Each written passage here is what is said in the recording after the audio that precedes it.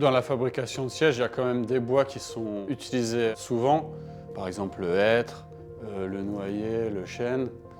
Ensuite, il y a des bois que je vais affectionner plus particulièrement, par exemple le poirier ou du palissandre. Dans cette matière, ce qui est dingue, c'est que chaque bois réagit différemment à une même opération. Nous, on a vraiment ce truc un peu comme un sculpteur, on vient dans la matière, la couper, la trancher, la raboter. On a vraiment avec le bois, c'est vraiment intime, quoi. Enfin,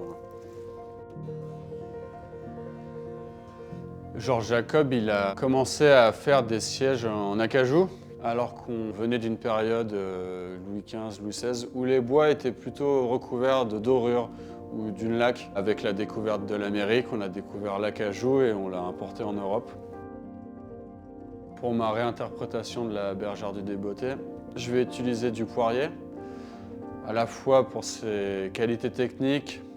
Dans ma pièce, il y aura beaucoup de lignes tendues, donc le poirier s'y prête bien.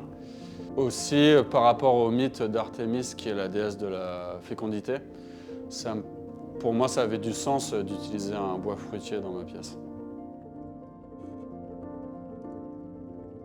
C'est une toile enduite que l'on vient recouvrir sur un support.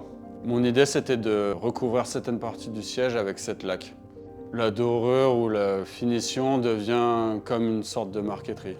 L'idée, c'était d'avoir une couleur qui contraste aussi avec le bois, plutôt dans les tonalités vertes, qui rappellent aussi les idées de nature par rapport à Artémis.